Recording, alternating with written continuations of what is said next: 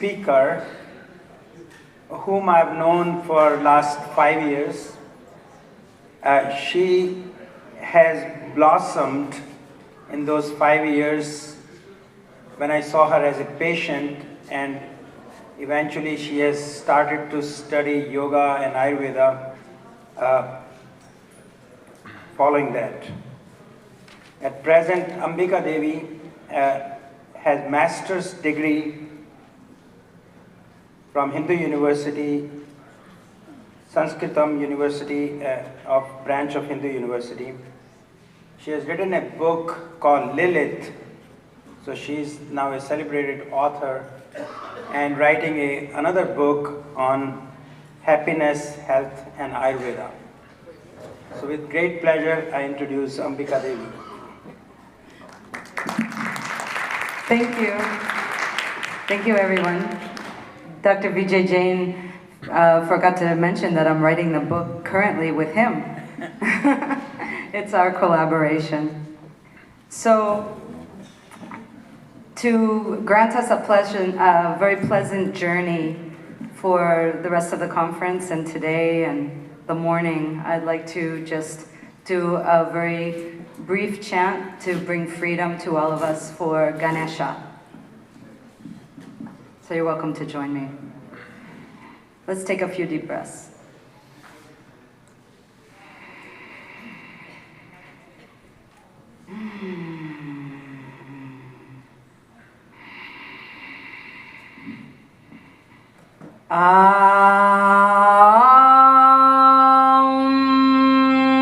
Gam Ganapataye Namaha.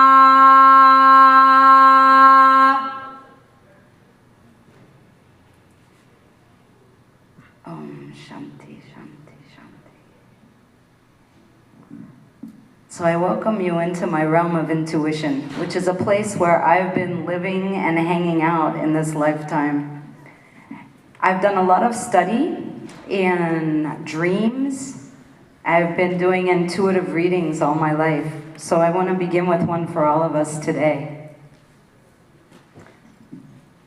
First, I'll choose a card for the day.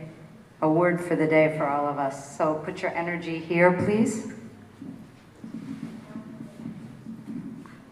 Ooh, openness. Openness for all of us. And then some of you that were here yesterday learned that I'm a Jyotisha, an astrologer. And so I'm going to do what's called a horary reading using astrology, using dice, to just give a reading for the day. I got an outer planet that's not in Jyotish, which is Neptune, which has to do with medicine and healing and also art and creativity. So may we all find that today in our speakers. And in Sagittarius, Sagittarius is the sign of spirituality, how appropriate. So you can see how the power of random works, because you watched me roll the dice. I didn't plan that, they're not weighted. And it's in the 6th house of the everyday. So as healers and teachers, we hope that we bring into people's lives on a daily basis a practice. So let's take a journey.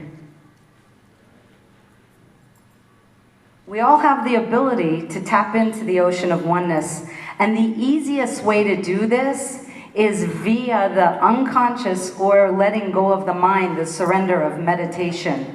And this is what my focus is in my current PhD studies.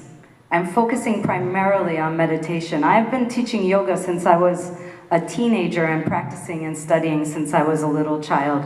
But indeed, I came to Ayurveda more formally and on a regular basis when I met Dr. Jain.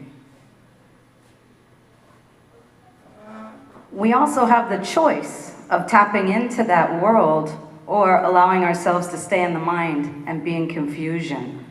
So this is a lot what some of us have been talking about so far during our conference and our gathering is about the earlier sutras, but I'm not going to get really deep into specifics. Let's stay more in the intuitive realm. So the perception of separation is what confuses us. Not just a separation in a crowd, but the separation from our true self. And the idea that we are not divine, that's what drops us into confusion. And as healers and as teachers, the most important part, let me see if you can bring it out of your lips. What do you think the most important thing is that we should bring to others? Call it out. Love. Love, exactly. Exactly. That's what we're here to do. That is our mission. That's what I'm here to remind us of. So this idea of separation, this is when we're confused and we fall out of love. We have to stay in that spirit. So it's easier when we can surrender to a focal point. And we can do this in many different ways. We can do this through our studies, because many of us are schoolaholics, which is awesome. The jnana, right? Jnana, to study, and the path of Saraswati.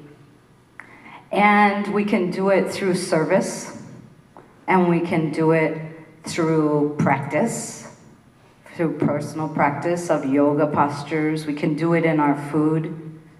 But we have to allow ourselves to take time to have focal point. And it doesn't have to be in a really fancy, formal setting. It can be anywhere, anytime. You could be driving along and have a stressy moment and just take a breath and chant a mantra and find yourself back centered again, clearing it all out. So this is what I've been studying in my PhD work. I've been studying one sound, and one sound only, and watching the effect, not only on myself or the people close to me, but also with clients and students of every age, from little children, nursery school age, all the way to elderly people, and watching how this works. And it works effectively every time. So we know through Swami Vivekananda's teaching that the mind is like a drunken monkey that's been stung by a scorpion. And it gets out of control. And so what our job is, Gurudev, who's been in my life since I was 7 years old, has taught me over the years that the first reaction is for free. And I love that. Because a lot of us get a little ticked at ourselves when we react. So it's a really beautiful thing to remember that that first reaction is for free. If you don't react, how will you know you're having a reaction? This is one of his teachings that has stuck with me, that I have given and given and given to many other people, and it has done so much healing. So we have to let the monkey jump, but sometimes we find those rainbows in it. And as I mentioned, tuning in into meditation is the way to go. This is what lifts us up and out of the physical body. This is what melts any perception of boundary or separation. And so it doesn't matter what kind of practice you have. Everything can be a meditation. But there are definitely ways that are easier. And I encourage everybody to explore them. There's no one kind. That's kind of reminds me of, like, you know, these crazy martial arts movies where everybody's saying, you know, my school is the best, my school is the best. You know, it's not like that. It's whatever works for you. And just allowing yourself, if you don't love it, you're not going to go to it every day. So what works for me may not work for you, although I can say with what I have been studying, it is working for everybody. And how do we know we're in meditation? How do we know we've lifted off or out or expanded? We have to have a full bodily felt sensation. If that doesn't come, we don't believe it. Think back to when you were little children. You didn't believe anything until you felt it all over your body. This is where we ignite our intuition. When people ask me, how do you do this? How do you read this stuff? It's because I trust it. And that's another thing that we're here to teach our clients and our friends and our families, is how to trust their intuition. So first we do a practice, then we get a sensation, then maybe we get an inspiration or an intuition or an idea, and then it happens again, and then it happens a third time. That's when we begin to trust it. So as we're working with people and ourselves, we need to encourage that and give it positive reinforcement. Am I making sense? Yes. Because we don't have to do anything, and we know this. We know this from yogic teaching. We are not the doer. We're not making it happen. We're finding a way to get out of our own way so that we can just allow it. And when we get in a groove with people, is anybody a musician?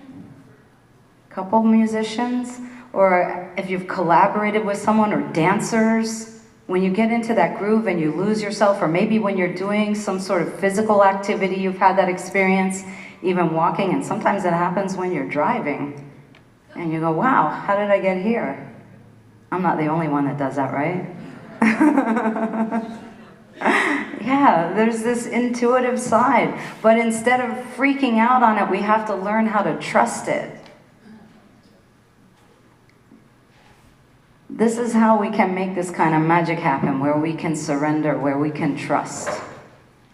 And that's what it means about allow. I think when I was a younger yoga teacher, a beginning yoga teacher, maybe for the first few decades, I didn't really understand what I was trying to share with people.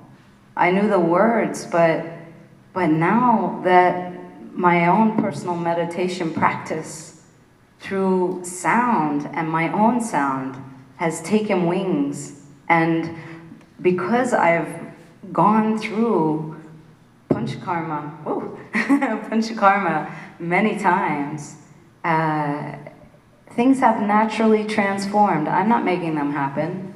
The body realized it didn't want this anymore. It wanted more of that. And this is also the kind of positive reinforcement, positive encouragement that we're here to give one another through, what was that L word? Love, exactly, exactly. Meditation is how we can listen to the primordial energy and tune into the primordial energy of our bodies. That's where energy fields become harmonized. Harmonics mean when things vibrate sympathetically. And love is a realization that we are that.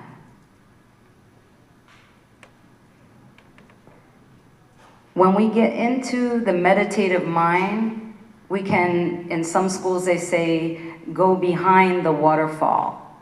That again was a little confusing to me. What does that mean? I go behind the waterfall.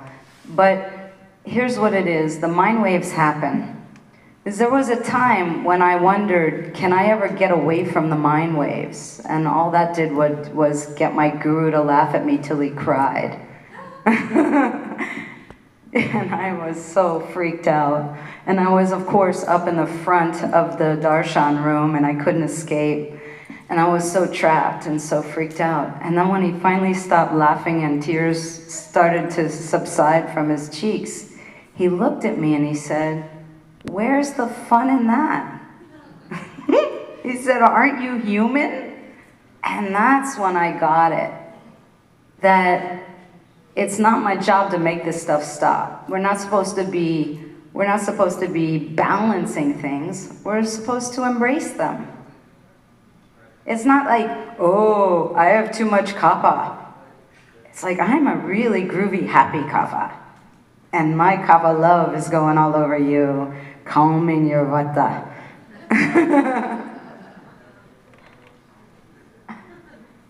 So it's also That gap, that waterfall place is in between the thoughts.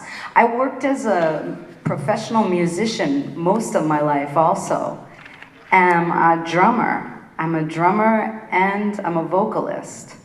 And what I used to teach my drum students, and I still do, is that the most important thing that we're doing is the space in between the sounds. And that goes for meditation also. It's that space, those little places in between the thought waves. And then when we can grab a hold of that and get launched into it and just fly, that's when it becomes awesome. And that's when you get that feeling of lifting off and out. And this can come in any practice. In any practice. It can come in a good bite of food or an awesome embrace. These all count. So go easy on yourself. Love yourself.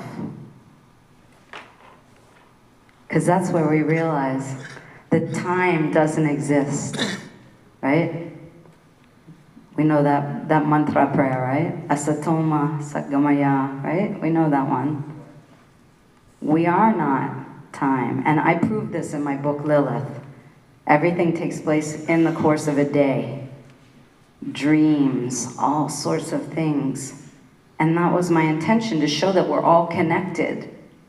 And that we're all here to realize love for ourselves so that we can love each other.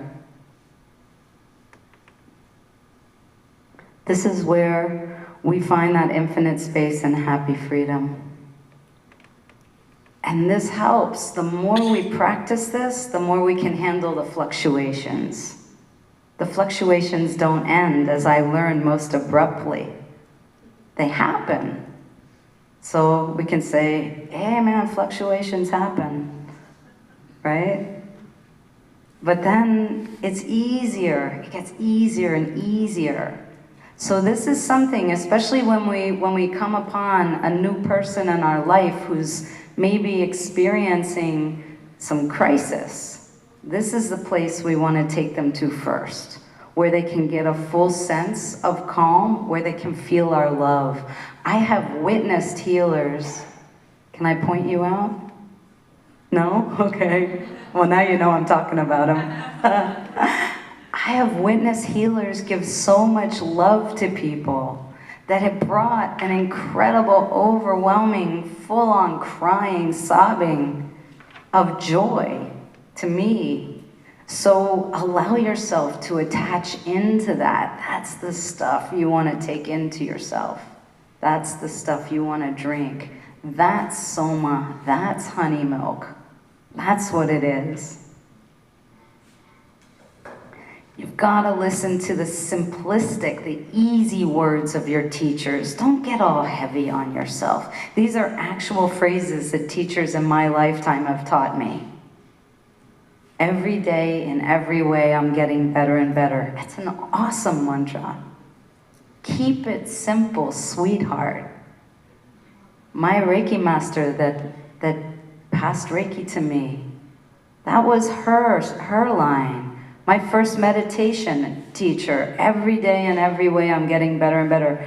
It reminded me when I really got it that was really his teaching, because I kept waiting for the next one and the next one. And I'm thinking, Bhante, what's the next one? And then finally, there it was. And I realized he's been saying this the whole time to us. But that's all it is. So gentle on yourselves, easy on yourselves. I love Rumi. Rumi is a brilliant shining star for me. If you haven't read Rumi, please do some Rumi reading. He's amazing. We're so blessed to have his words. Raise your words, not your voice. It is rain that grows flower. Rain grows flowers, not thunder. That's the study of Vak Yoga. That's what I'm working on right now for my PhD. Exactly what that says right there. That's what I'm writing about.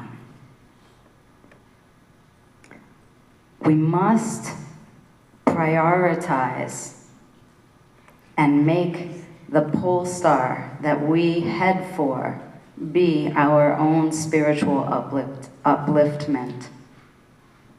And in subtle ways with our clients, we have to find a way to make that okay. So we're not sounding preachy and we're not standing on a soapbox. And we're not saying the G word if it's not appropriate for the ears that we're talking to, but we are God. We are divine. So play around with phrases that feel comfortable to you, because this clicks that space into the intuitive self. And this is where we begin to entrain with each other and start to move together in harmony, rhythmically, and pitch-wise. We have to take time to connect with nature every day. So maybe you leave your cell phone behind when you go out on a walk. I don't. I write on it. But, you know, if you're listening to music, maybe just use one side of the headphones so you can hear the birds on the other side. I told you I was going to tease you with that one. And it doesn't take very long when we're out in nature to get it, you know? Dr. Jain, this is one of his quotes that I had to immortalize, that everything we need is in nature. Doesn't have to be synthesized. And our brilliant colleagues who spoke yesterday about plants and foods shared this with us. So we know this, but remember that. It's all in your kitchen, or easily placed in your kitchen. So it doesn't have to be really heavy. And we also learned about putting love in our food, and that's really important too. We must embrace who we are.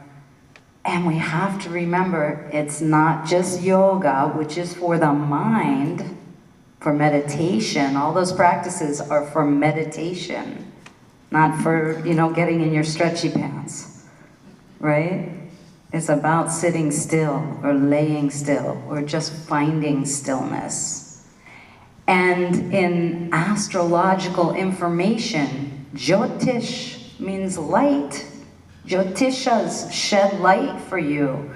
What happens when people come to me for consultations is they're usually lost. I don't know what I'm doing. I don't know what I'm supposed to do. Maybe they use the D word. What's my dharma? Right? Maybe they just need a switch because they've been on a path for a while and it just isn't feeling right or working anymore. So go to an astrologer. Let them shed some light on this. That's the third sister. Let's bring her back into the party. She's a great dancer. She has a lot of awesome information for you and your clients. And if you don't practice it, bring her to one of us. There's a few of us here. Some are secretly hiding. If you want to know who they are, talk to me. I'll point them out. They hide behind other degrees and stuff, but they're here. And also just remember the simple logic that Ayurveda teaches us, you know? Or maybe your mashed potatoes will speak to you. This one, as somebody who has a propensity towards kapha, I used to way overeat. So I put this one up more for me than all of you, because I have to remember only what goes in my hands, only what goes in my hands. That's my pre-meal, especially when I'm going through a buffet.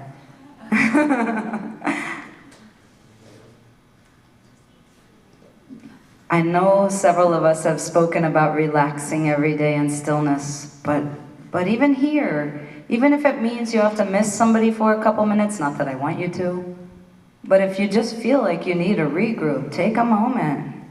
If you haven't been outside and gone for a little walk or walked over to the Shiva temple or even gone in the temple for a moment to sit and meditate, please do. This is a beautiful place to be. It's always a gift to be here for me. And remember, it could be 3 breaths. When I used to practice a lot of NLP and hypnosis, because that was easier to market than meditation, I used to teach a 3-breath meditation that I called self-hypnosis. But all it was a way to do 3 breaths. And now I have even more tricks to get you into a deep yogic breath without all this, like, do this, do this, do this, and it just gets you into it. So if you'd like me to come and teach or share it with you, I'd be happy to. Again, I just want to reinforce this as an image for those of you, because most of us are visual learners. The great portion of us are visual learners. The next group are auditory, and the smallest group are feelers. But we have to learn to teach at all of those levels. So when we're sharing information, it's important for us to watch, listen, and feel the people that we're trying to get our point across to, so that we're most assuredly using all 3 levels of communication to give hearing words to the hearing people. You hear what I'm saying? Like that. Or I hear you, to calm down somebody who's in a stress point, who's a hearing learner. See what I mean? Doesn't work with everybody, but it works with most people. And can you feel me? Works with a few people. So you think about playing with that. That's a trick of NLP. And so mantra for me has been the pole star. That's the shining light for me on this path. And this is what Vak Yoga is, and this is what I'm studying with Dr. B.B.K. Shastri at Yoga Sanskritam University. Because what we're doing is bringing back the power of the language. There have been many, many dialectical stylizations on Sanskritam. And these, indeed, if you have intention, will take you to a point. But when you begin to use them in their proper pronunciation and enunciation, then you can receive the magic, the power, the feeling, the sensation. So this is important. This is what I am a flagship telling all of you, come sail this way. Come sail with me, because the waters will be much more calm and sweet.